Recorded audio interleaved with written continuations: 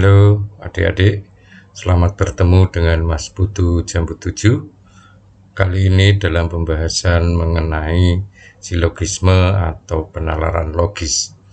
Materi ini sering menjadi materi tes pada seleksi penerimaan calon mahasiswa baik di PTN maupun PTS, juga dalam seleksi calon karyawan.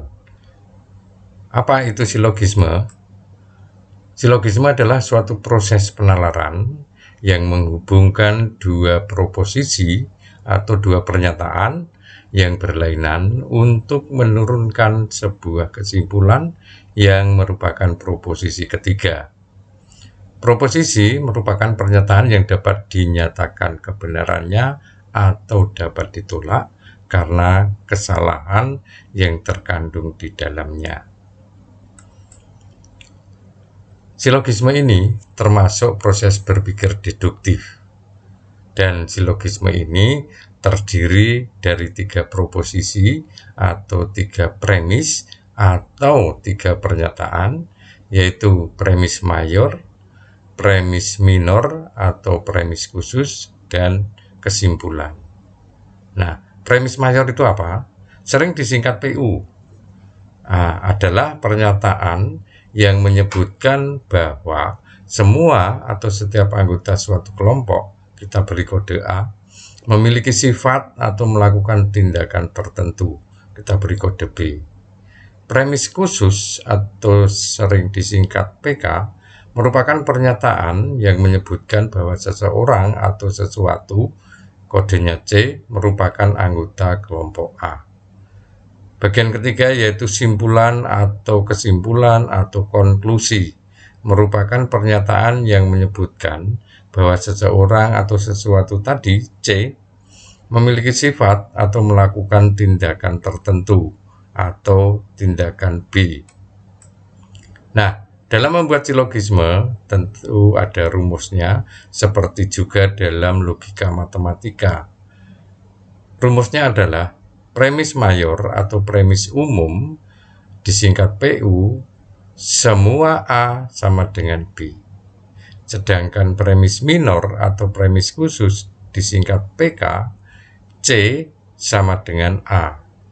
Simpulan atau konklusinya disingkat K, C sama dengan B.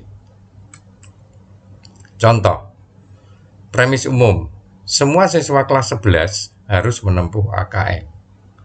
Nah, semua siswa kelas 11 ini sama dengan A, harus menempuh AKM ini sama dengan B. Premis khususnya, Andika C adalah siswa kelas 11 A. Konklusi atau simpulannya, Andika C harus menempuh AKM B. Contoh kedua, semua sawah hijau dan subur. Sebagian sawah dijadikan kedai kopi. Simpulannya, nah, coba kalian pikirkan simpulan dari contoh kedua ini. Contoh ketiga, siswa sekolah X yang memiliki nilai di atas 90 dan berkelakuan baik ditetapkan sebagai siswa teladan dan mendapat hadiah uang untuk kuliah. 5 orang siswa dari provinsi Y yang dikirim oleh Disdik untuk belajar di sekolah X ditetapkan sebagai siswa teladan dan mendapat hadiah uang untuk kuliah. Simpulannya, coba kalian pikirkan juga. Selanjutnya, apa sih manfaat silogisme? Yang pertama, membantu untuk sukses dalam mengerjakan AKM. AKM ini adalah asesmen ketuntasan minimal yang akan diujikan di sekolah dasar maupun sekolah menengah. Yang kedua, membantu sukses dalam mengerjakan soal penalaran logis pada tes seleksi calon mahasiswa. Nah, dalam penerimaan mahasiswa PTN maupun PTS, silogisme ini salah satu jenis soal yang dikeluarkan. Yang ketiga, membantu sukses dalam mengerjakan soal penalaran logis pada tes calon karyawan atau tes promosi jabatan.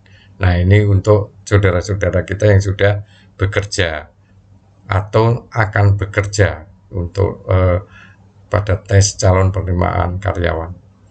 Yang keempat, membantu memecahkan permasalahan sehari-hari. Mengapa ini ditampilkan di sini? Silogisme merupakan langkah berpikir logis. Nah, dalam kehidupan sehari-hari itu banyak masalah yang memerlukan pemecahan berdasarkan cara berpikir logis. Nah, silogisme membantu mengasah kemampuan kita dalam berpikir logis untuk menghadapi masalah kehidupan. Contoh konkretnya, untuk pelajar, coba dikenali pendukung keberhasilan seorang pelajar itu apa. Jika setiap mau ulangan atau belajar dengan cara membuat ringkasan, ini A, nilai ulangannya tinggi, B. Besok C, atau ulangan A. Anto harus belajar dengan cara membuat ringkasan agar nilainya tinggi. Ini simpulannya walaupun dengan urutan kalimat yang tidak sesuai rumus, tidak sesuai urutan rumus.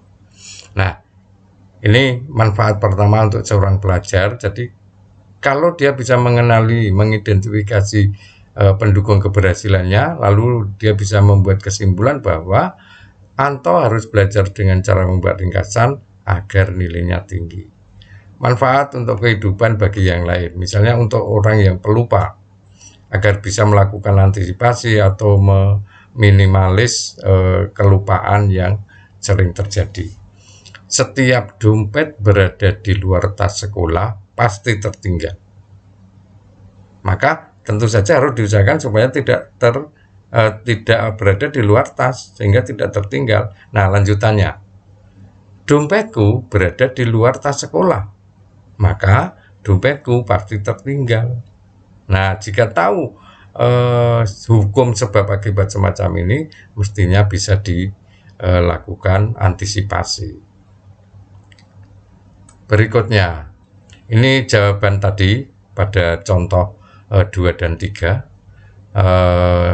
Untuk contoh 2, konklusinya adalah, jadi sebagian yang hijau dan subur dijadikan kedai kopi.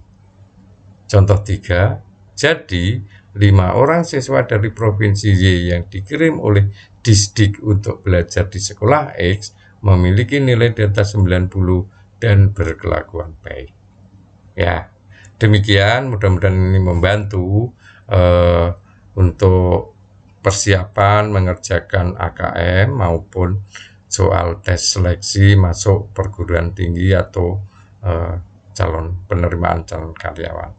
Sekian dari Mas Putu Jambu 7, salam satu guru, banyak ilmu.